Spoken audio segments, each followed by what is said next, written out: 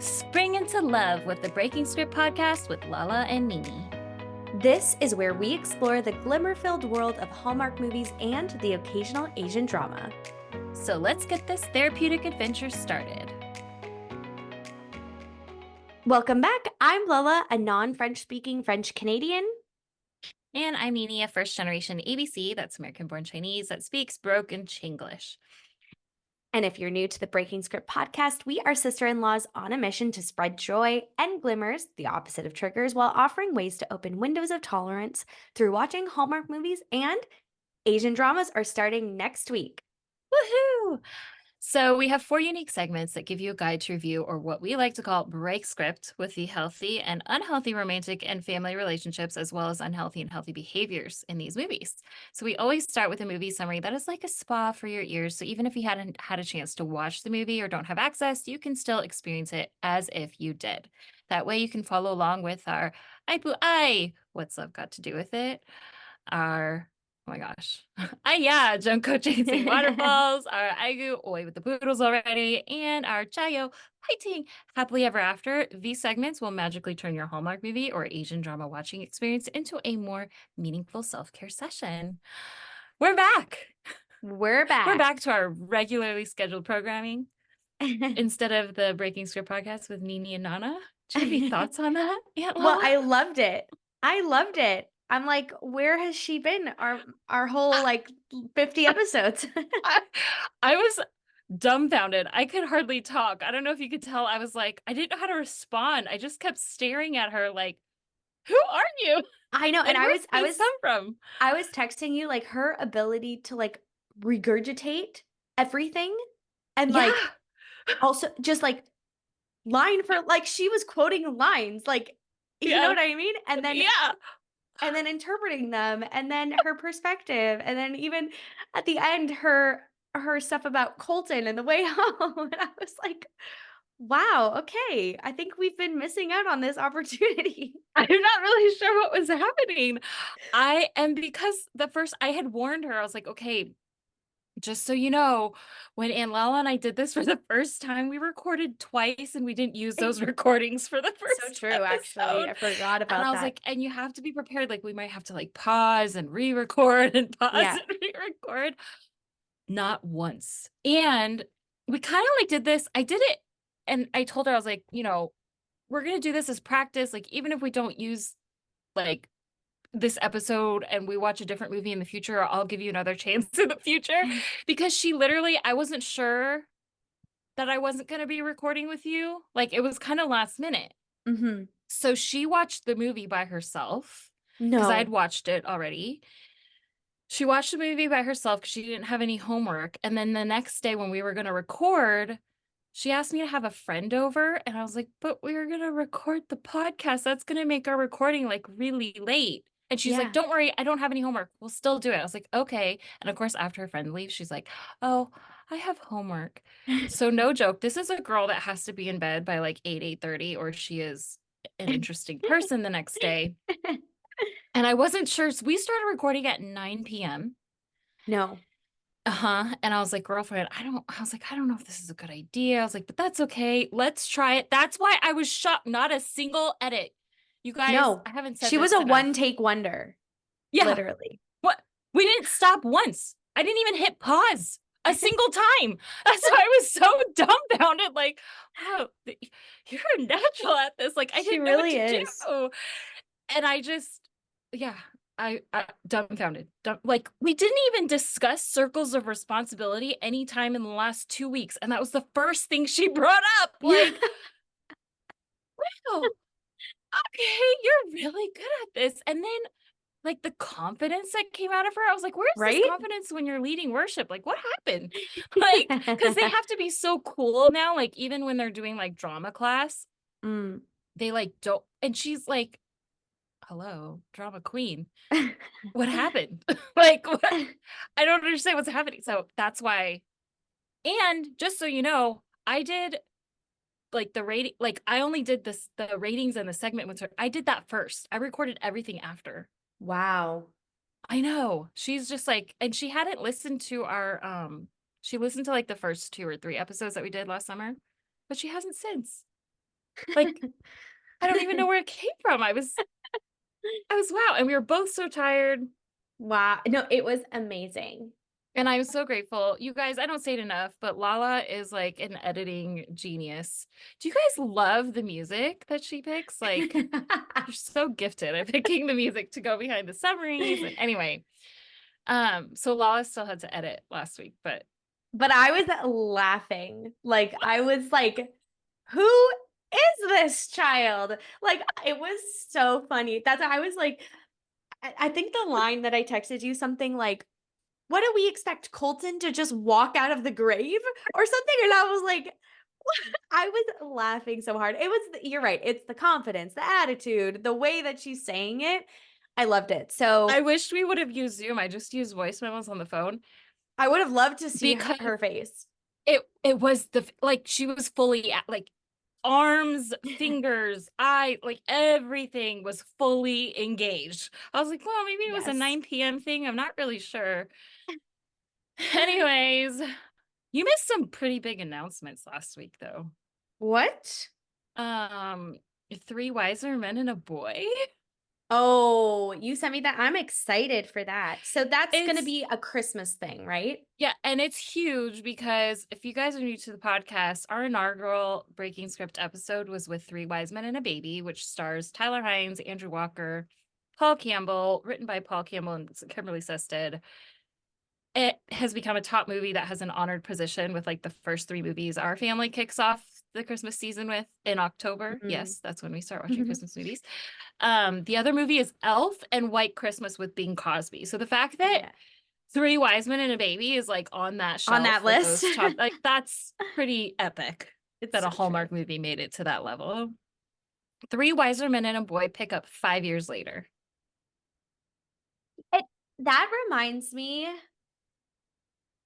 well, because originally the the idea was right. Okay, what am I trying to say? Three men and a baby, right? And then the Yes, yes. second one is three men and a baby. I think it was just called like three men and a baby two, but it was when the baby was older. So is it Oh, essentially I totally forgot about that. I didn't even because remember that that the one was my original had a favorite sequel. one. Yeah, I actually liked the second one more than the first one, which is rare. I feel like that was a Yeah, 90s thing, right? I think the probably. 90s did sequels much better than we do them now. But anyways, I digress. That's funny. So I'm like, oh, is this because there is similarities in it, Yeah, right? The mom from yeah. that. Anyways, We'll I'm see. excited. I'm excited to see it. I know that'll be. Are you excited to see Christmas in July? Because we're taking a break from Hallmark movies a while after this. Am I excited to see Christmas in July? Yes, actually, because you know, uh right now as the weather kind of turns from winter to spring here. Like we're almost into summer, but in Yeah, Canada, it's a lot slower, the changing of the seasons. yeah. So I'm just in this stage where I am relishing in the warm weather. The summer's coming. Like I'm Mm, so excited. I don't want to think about Christmas at all. yeah, So right now, but I know that around July yeah. towards August is kind of when the holiday bug starts. Really? So I know. Well, all it is I know that summer is going to end. I don't know why I do this to myself. And I need to be excited about Christmas. Mm, So I think I will be ready, but maybe not. This year, Christmas lasted a long time, and I had a very transitional Christmas season, and I was ready to say goodbye to the winter and Christmas. yeah. So who knows? But I am excited. That was a very Well, long-winded answer. now that we know that Nana is a natural at this, if it's not a movie you're interested in, we'll just put her on it. Because Seriously. honestly, that's what we've. When Calls the Heart, by the way, you missed a shirtless episode. Of When Calls the Heart? Yeah, they had Nathan come in Scandalous. shirtless. I was like, wait, what is happening? We had a nearly nude for the way home. We have a shirtless Nathan in When Calls the Heart. Like, I don't even know what's happening. But we really miss our the way home like routine. Yeah. And When Calls the Heart this year, for some reason, it's not the same. So then we end up watching, if there's a new Hallmark movie, we'll end up watching that instead. Like in the Yeah. background while we're doing dinner. Anyways, I don't know. So that's always an option. Did you use this movie as a chaser like we talked about last time? I don't know if we said it on the podcast, but my suggestion to Lala was the Hallmark movies get better if you watch a true crime documentary and then you're like, ugh, I need something else. And then you watch the Hallmark movie. I think because I've had such a busy week that it was a good movie to like sit down to. And I Oh, think like the news has been really heavy lately and just yeah. like there's a lot going on. And so I I have an interesting perspective on this movie. I'll just say that. We'll see how that goes. Um, let's just dive into this, shall we? Let's do it. This is the part of the episode that's like an audio spa for your ears, a summary that's like calm for your vagus nerve. Anyway, let us know if you like this part of the episode. I'm going to try to keep it shorter, or I might remove them completely as an experiment to see what it does to our analytics. Today's movie is the epitome of a Hallmark movie, where nothing bad ever happens and it's a safe place to go when the world feels so uncertain. That is a quote directly from Lauren Tom, who plays Aunt Carol in this movie. She was so proud that this was her first Hallmark movie because her mom loves Hallmark movies, for the reason I just explained. And not only that, but it means a lot, even for these actors, to work on projects, and this is a quote from Lauren Tom herself, that says she's feeling like she's helping move people forward to be more compassionate people. I completely agree. This is that perfect kind of movie. Lauren Tom, who stars as Aunt Carol in this movie, alongside Kristen Coe, who plays Amanda, the female lead, and Wes Brown, who plays J.P. Milligan, the love interest. Sweet Pecan Summer aired August 28th, 2021, and is currently streaming on Hallmark Movies Now. Here we go. Hallmark's first ever AAPI representation movie that I'm aware of opens with a white girl model photo shoot for a skincare company. The Asian lead and her BFF and co-worker are at the craft table. Accurate. They are both in skincare product development, and they want ideas that are outside the box but right on the line of the box. So you see this goofy guy that pitches the existing night cream but scented with lilac. Amanda and her best friend, Sasha, are hopeful in pitching a line that will appeal to Gen Z. Like the best sellers of the current product line, but with natural ingredients at a lower price point. If I don't have time for this in the Way with the Poodles already, how can you have a high-end product but replace it with natural, more expensive ingredients and have it at a lower price point? I don't know. But anyways, the boss likes it. She says, like, you can see inside the box, but you're not in it. That way you're not messing with the high-end line and you're also broadening your customer base. Great idea. That was just the prep pitch meeting before the actual pitch meeting with the CEO, and Amanda's pitch seemed to be legitimately the most promising one.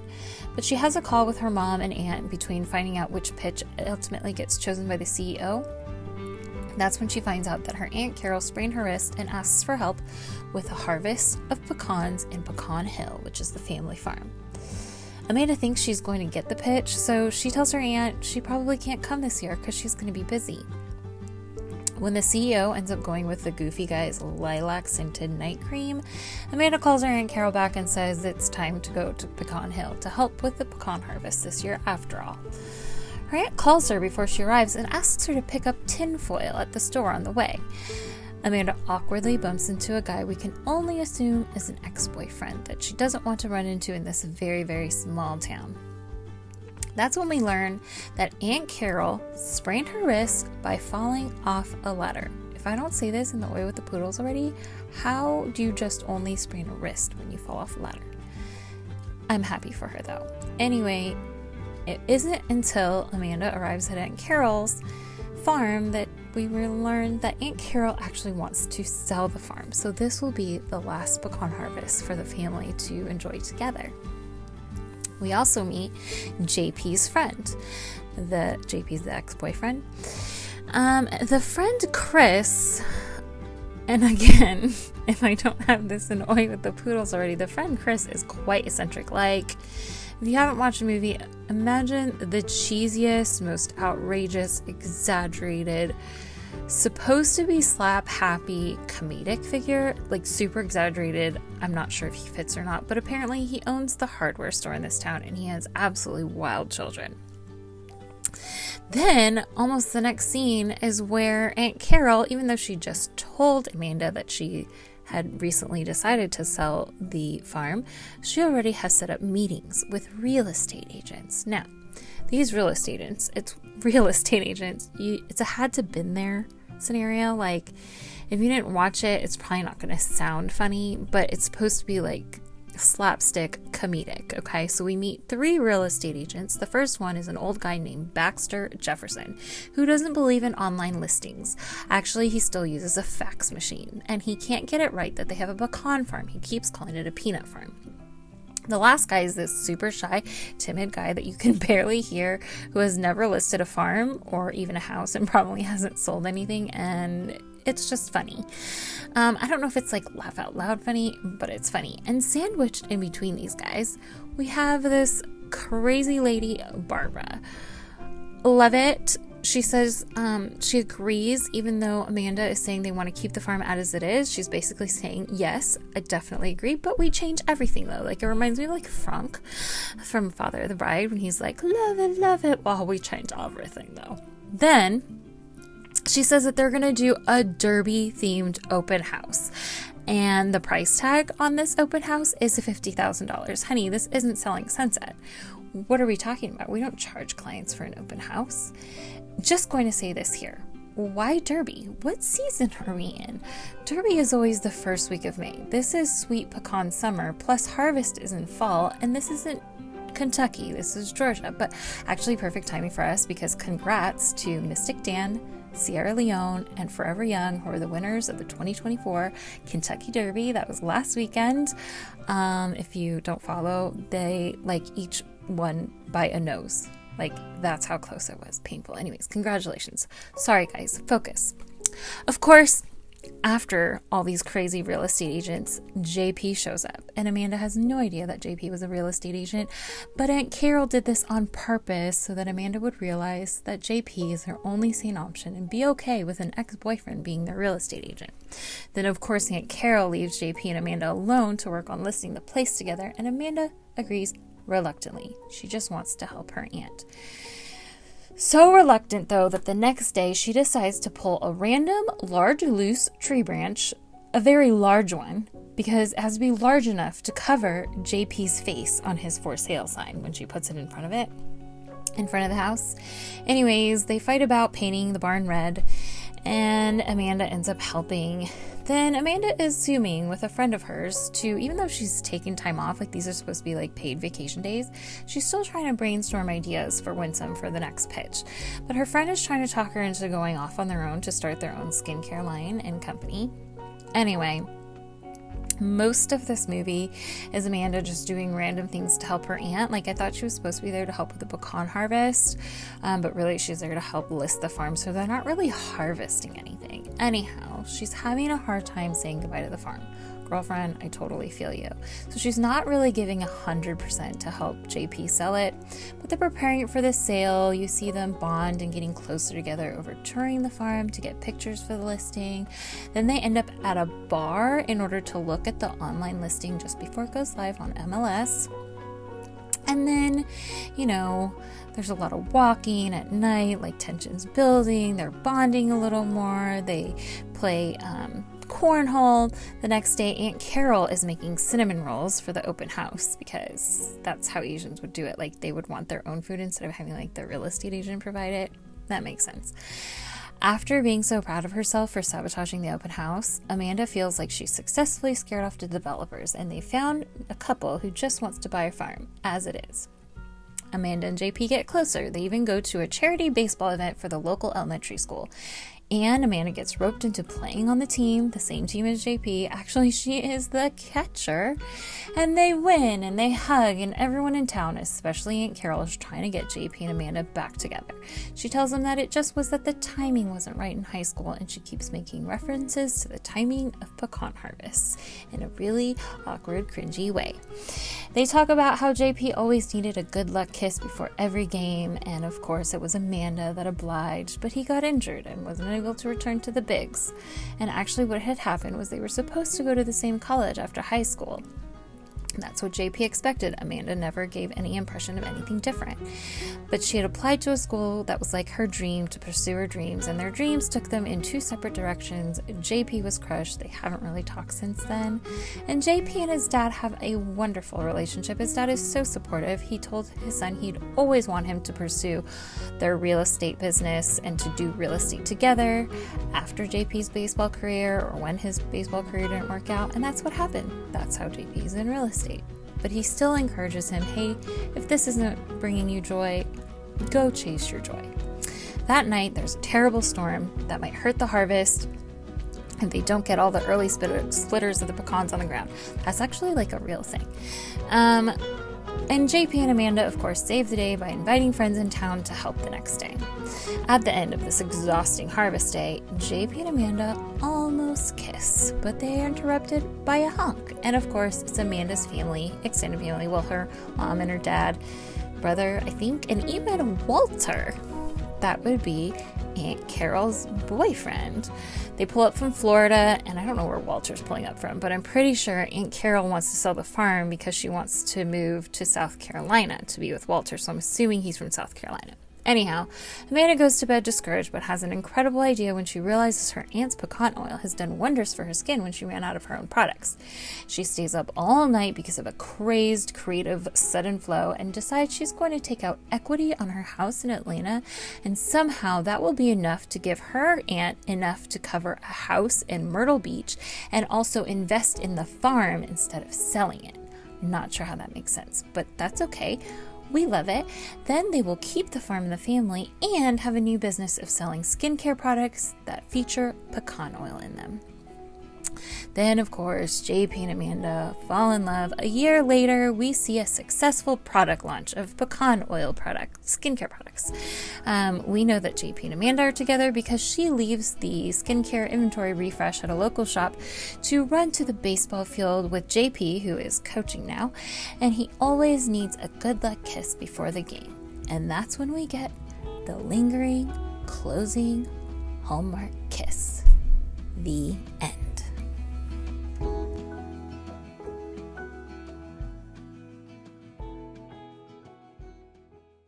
Okay, now is a part of our episode where we give this movie a rating out of 10 bobas. We have a writing category, character category, how funny it was, and an overall rating. So, Nini, what did you give the writing of this movie, this sweet pecan summer? For the writing, I have to explain myself.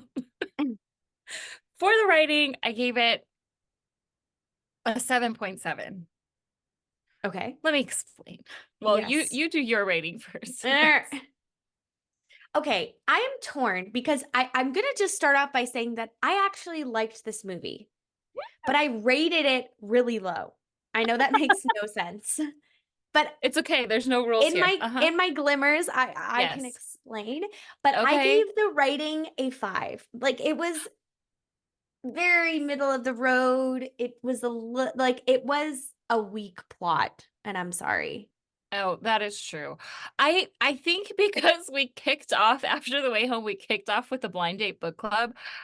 My measuring stick keeps going back to that because there are a lot of Hallmark movies that, like there's no continuity to the story. Like, it doesn't make Right. sense, and everything in this made sense. And so I actually did a little bit of research, and it probably made my score a little bit higher, but this Oh, was okay. actually based on a real story.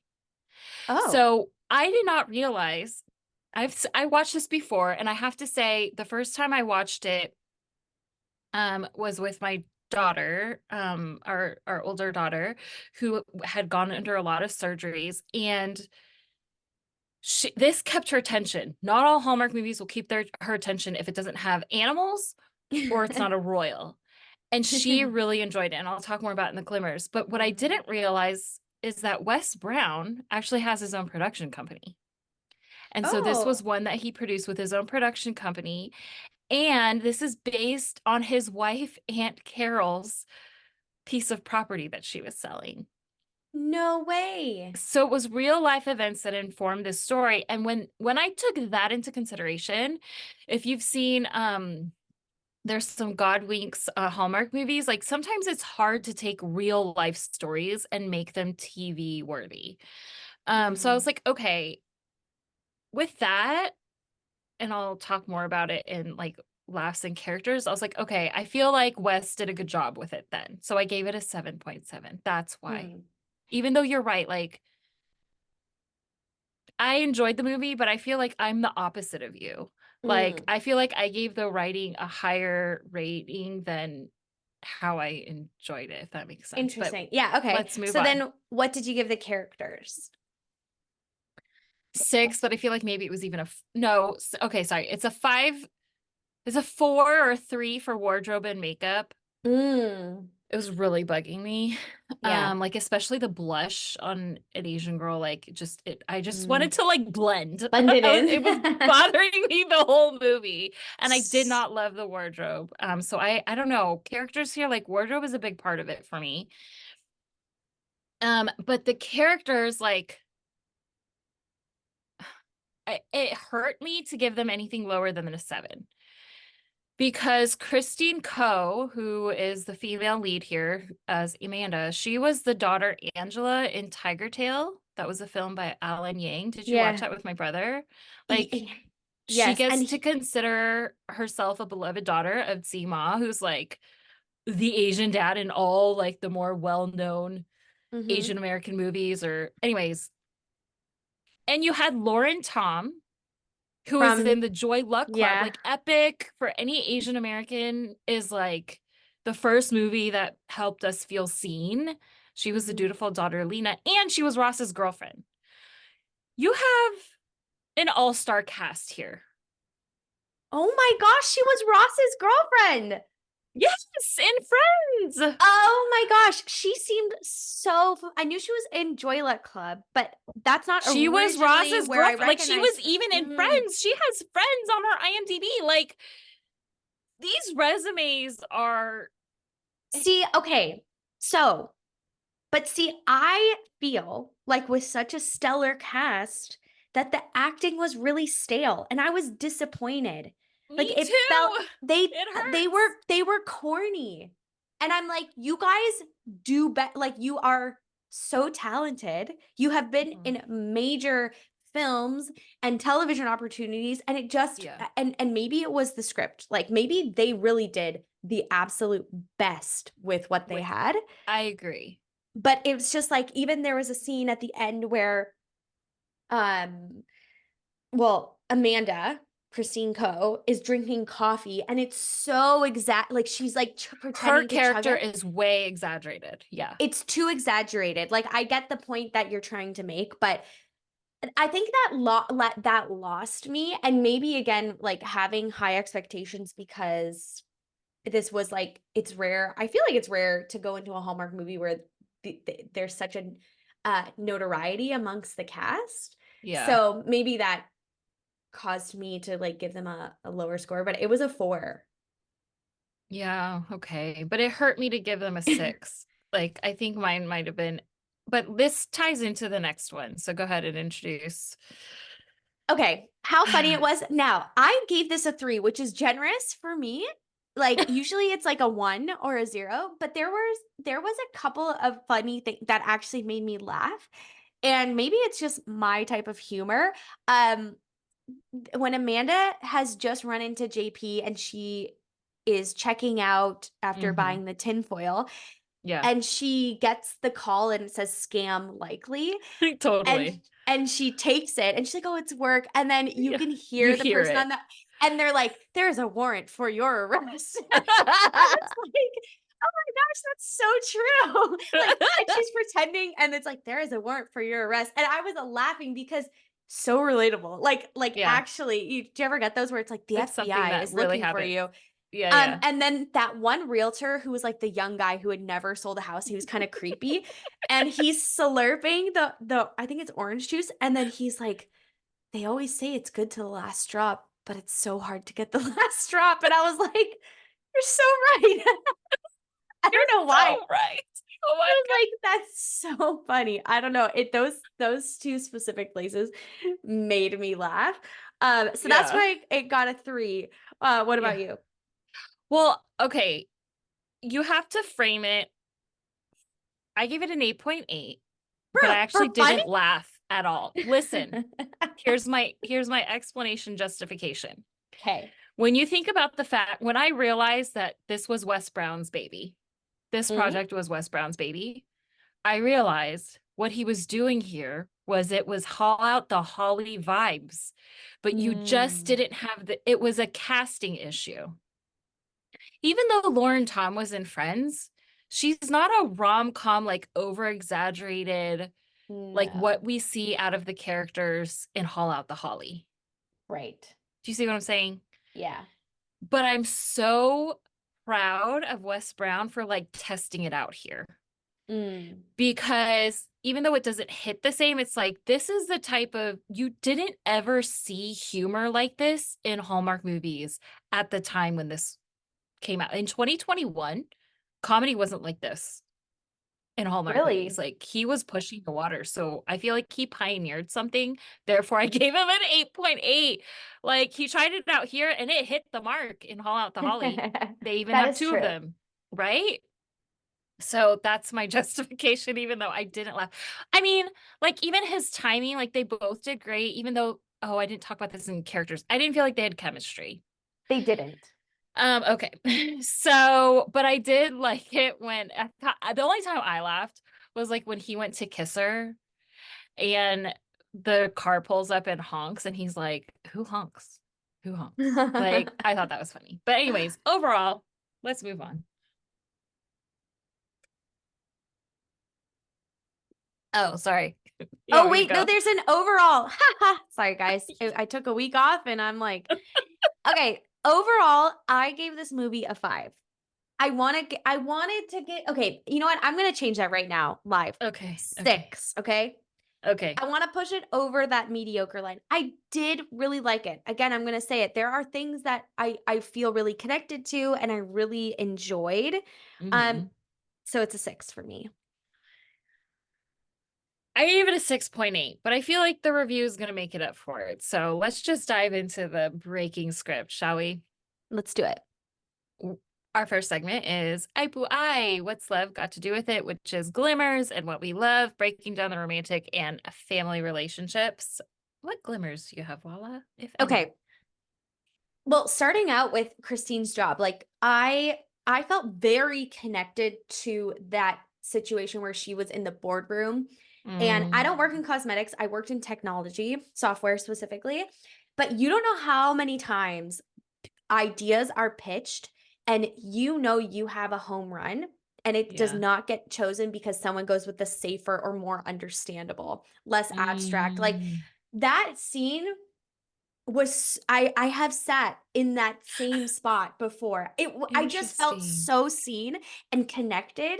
And I Yeah. think when it connects to your emotions of like, oh, I felt that before, where I've come Yeah. out with like a piece of work that I've worked for Yeah. literal months on and it Yeah. doesn't get chosen and they end up going with like the thing that somebody worked on the night before. Like yeah, so that really resonated with me.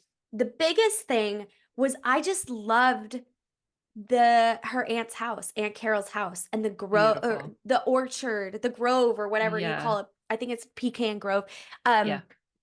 It just reminded me of the cottage and like the feelings that she has there and the summers, like that all really resonated deeply. And even the feeling that it evoked when Amanda is there. Like I could just Yeah. feel it. There was that Yeah. connection for me. And even in the town, like there was a lot of good memories that kind of came up. Um, Does that like remind you of the cottage and like your family summers at exactly. the cottage? Okay. Exactly. Love it. And I love even the house on the inside wasn't the most modern per se. Like, but I Yeah. loved it. Like it was cozy and warm. Like there was just Yeah. it gave me all the feels. And I think that's what really connected me to this movie is it gave me all the feels. I love that. It made me really happy that they took off their shoes and had slippers at the front door. Ah, I don't know, 'cause that's a thing. That's real. That's real life. And I that love that they is. didn't like make a big deal out of it. Like this is an Asian AAPI movie. Like it wasn't, to me, it had the same effect for me as, well, sort of, not exactly, which is why it didn't get a great overall score. But to all the Mm, boys I've ever loved was like, oh, this is just a movie. This isn't an Asian American movie, if that right. makes sense. Like to me, it was just like, oh, this is just what our life is like, and not making like it too big of a deal. Um, and I don't know if you noticed, but in one of the scenes, like I agree, I like the floor plan that this house had. Yeah. And in one of the rooms, her aunt had an orchid on Yeah. like one of the tables, and I was like, oh my gosh, that's so. I have an aunt, it's my mom's best friend, which we call everyone aunt. We call everyone IE. My kids are like, why is everybody IE? I was like, well, it's a respect. But this one really is more like family. She literally has a sunroom that is like, I don't know how, like it's got to have at least 20 orchid plants like at one Wow. time. It's like super impressive. Like it's like her babies. Like there's a lot of effort that you put in there. Um and then the fact that like right when Amanda got to her aunt's house, the first thing she's doing is eating.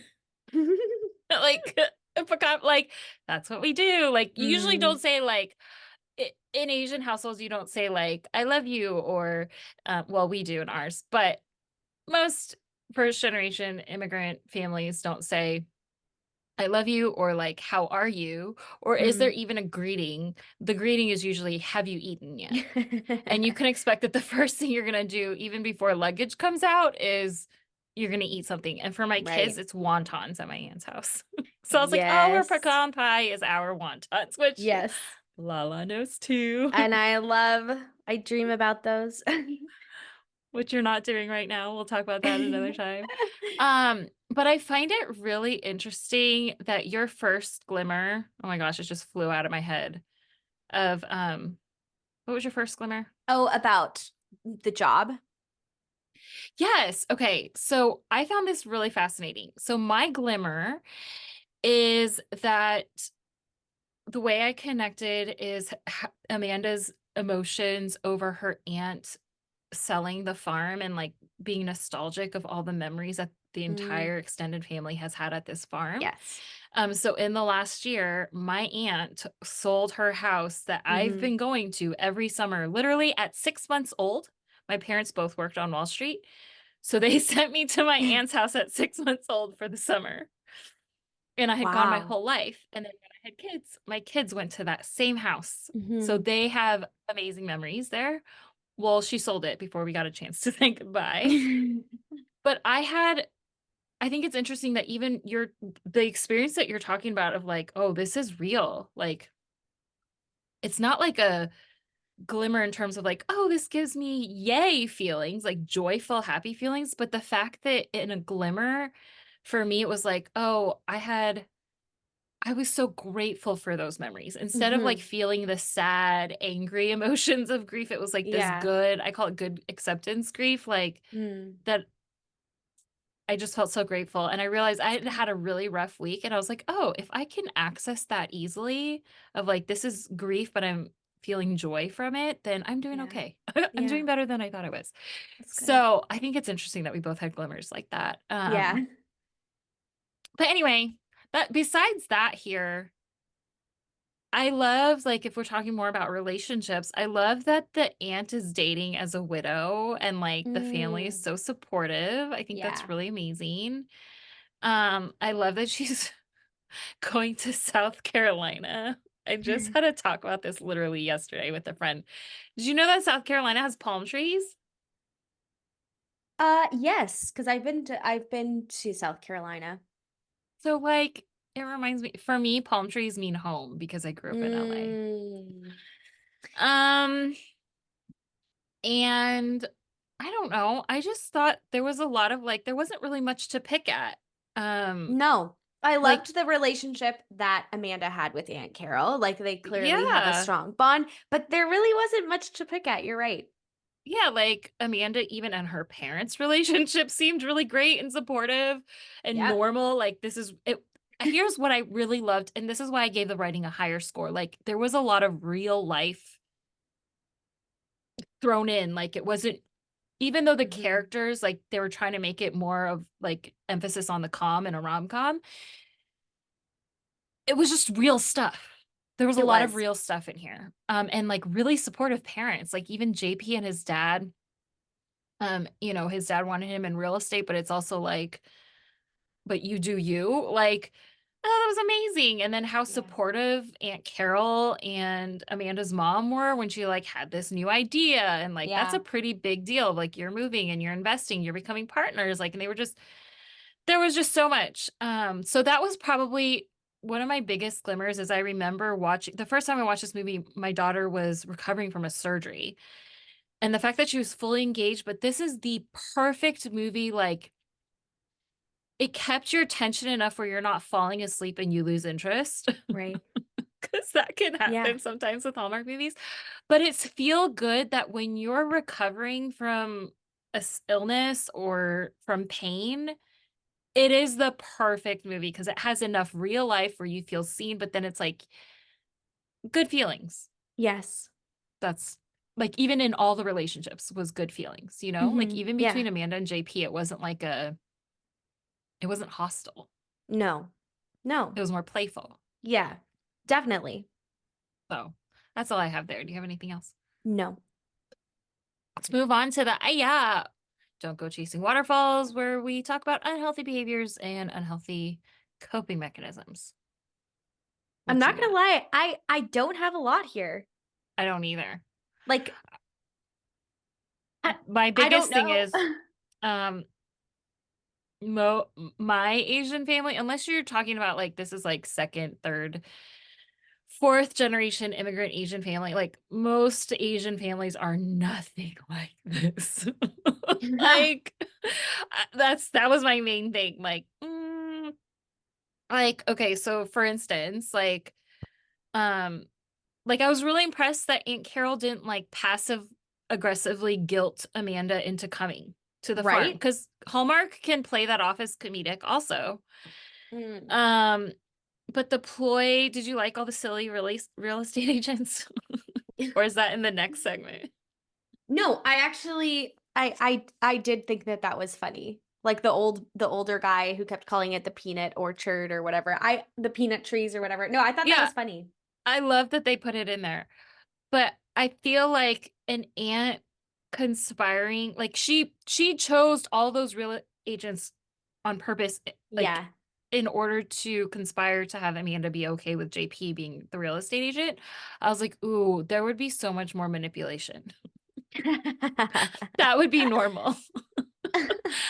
um It's funny. and like getting her to come, and the fact that like they kind of just threw in like she invited Amanda to come, but then didn't tell her that it would be the last harvest. I don't know if that's like more of the way with the poodles already, because then wouldn't you make an announcement to the family like, oh, this is the last Mhm. one? Do you got, not in a guilt trip way, but like, hey, No. do you want to come, you know, to have the last hurrah? Yeah. But anyways, yeah, I don't have anything else here either. So this is another, did you hear my aha on the last podcast episode of like Mhm. my epiphany about how like having unhealthy behaviors to pick at doesn't mean I don't like the movie. Like it can actually make it really good I, TV. And I I love the agree. movie, right? Yeah, like in some ways you want more to work with. Yeah. Yeah. That's And funny. but in a different way, I compared it to like in relationships. Just because I come out, in fact, the fact that I feel safe enough to come out and point out to you like, hey, that might be unhealthy behaviors means I love you. Yeah. Doesn't mean I don't like you. Anyway, all right. Let's move on to AIGOO OWT with the Poodles already, which is where we talk about plot holes, continuity issues, the wait, what's, and what we didn't like. Okay. I have to start out with the most random one. When Amanda is in Leeds Market to grab tinfoil, Mm-hmm. she grabs a Great Value brand tinfoil. Oh, I didn't even notice that. And they Good put a little eye. sticker. And I'm like, guys, like at least buy the name brand, Oh, right? And then try to hide the logo. You literally bought the most recognized store brand That's funny. that you could, and you try to hide it. I don't know. Like Leeds does not carry great value. That is Walmart. Everyone knows it's a universal truth. So I was so distracted by that. I was like, oh my gosh, why does great Wow. value brand in Leeds Market? Anyways, that was just more of a continuity error. The niece, so Amanda would never be allowed at an open house like that. Yeah, right? And to like the opposite, like JP was actually giving really good real estate advice. And I know a lot of people get offended when a realtor or a stager comes in and says, you need to take down all your family pictures. And people get very offended. But at the end of the day, he's right. It's because you Yeah. want someone coming into your home to envision it as their home, not as someone else's home. So all of his advice was actually correct. Just Amanda would have never been allowed to stay at an open house. I did write down the family was not realistic at all. They were just too nice. Yeah, yes. That's why They I were was too encouraging. and I was like, this is not an Asian family or any family for that matter. Uh-huh. Okay. I have two more, and Okay. they're kind of my big ones. I'll start with this one. So you're telling me that JP didn't date. He was like, okay, he looks like he's maybe late 30s, early 40s, and he has he's been holding out since high school, not dating anyone. And he was a professional baseball player. If I mathed correctly, they're like 35 because his apology was after 17 years. So they you're probably right. dated when they were like 18. So they had to be like 35 plus, right? And this has ruined his love life for all of eternity. Like he was like, what? I'm like, no. There's people that, even the awkwardness, I'm like, it would not still be that awkward. Like there are people that I run into that I have had relationships with when I was in high school. It is not that awkward, okay? It's not. And yeah, sure, I'm married now and like water under the bridge, but still, I'm like, no. Actually, I've had that really awkward. And I was like, really? Really? I'm married with kids. I don't And it's understand still what's that happening. awkward? Oh Well, my, I'm like just it was like, really bad. it was just, I don't know. I think at the time, like if they had graduated college, I think the fact that it was high school, maybe, I don't know. And I then don't know. my last one is, I don't know why, but I don't like the ending that Amanda they're not going to sell the farm and she's just going to be an investor. And like Aunt Carol's not taking the money. Like Amanda has enough money to take equity from her house, but I'm like, Aunt That Carol, doesn't make all the swapping of money. I was like, wait a second. How does this It was work? like all of a sudden we're at the end and they need to tie up all the loose ends and they just like did it. And I was like, the conflict came to like there wasn't enough Yes. time after the conflict. Yeah, Yes. to wrap things up. So that I just didn't like that. Yeah. Okay, what about you?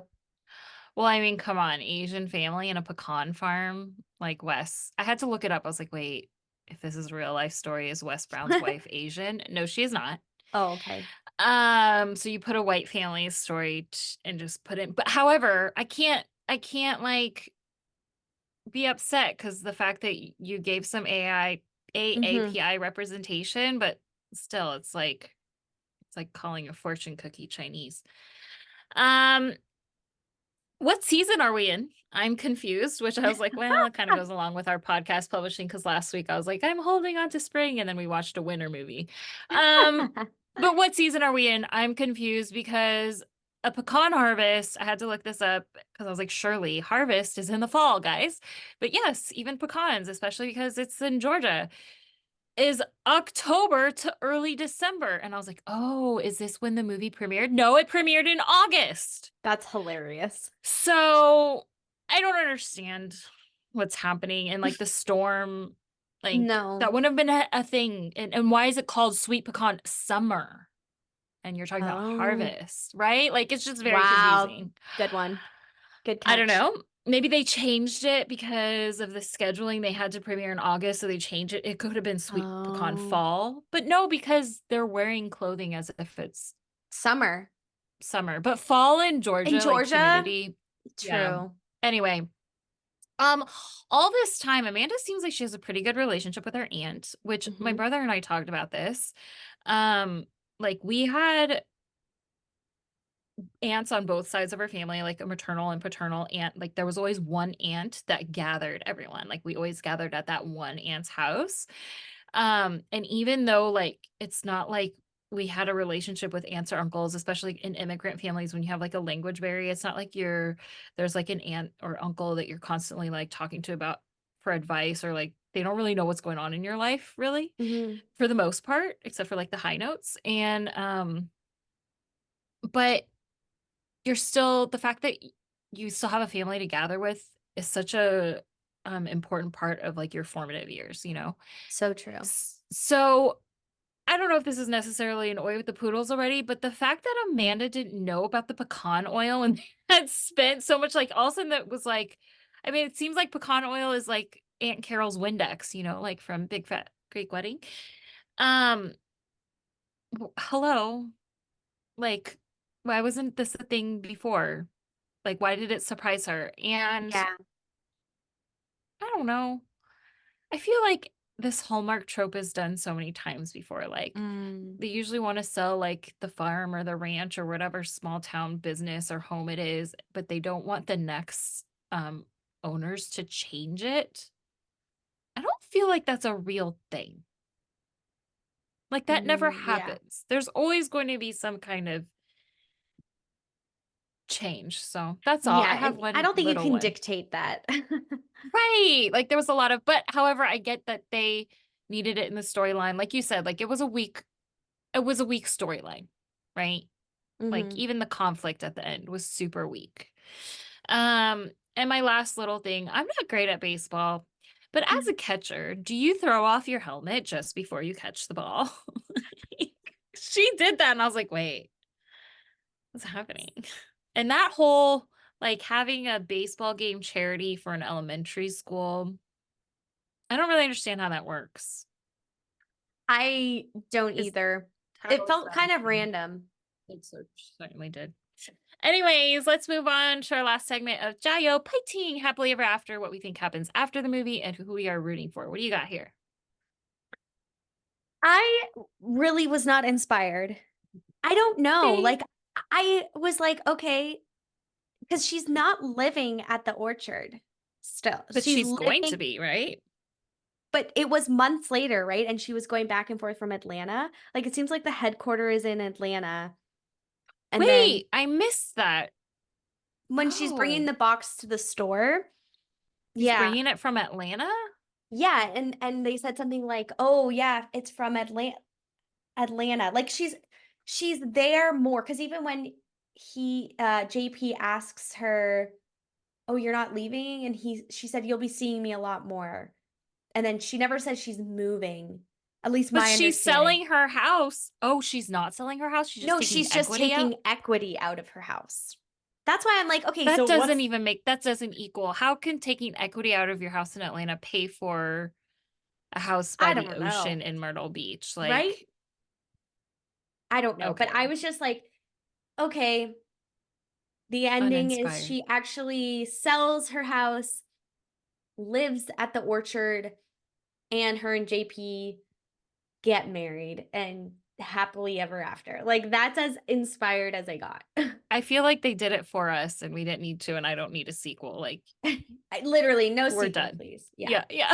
We're done. Do better. We want more of these. I don't know why it stopped. There was only 4 in 2021 and 2022 of AAPI Hallmark movies. Don't worry, there's gonna be a Boba Breaks about that. So join us next week. We're starting Super Rich in Korea. So And we're excited. reviving Boba Breaks, but it's gonna be totally revamped. So that's it. Thanks for breaking script with us. Please share this episode on your socials and tag at the Breaking Script Podcast. Follow and hit the notification bell button so you never miss an episode. And if you haven't yet, please rate and review an Apple Podcast so we can spread more Hallmark glimmers with the world. Talk to you next time. Bye.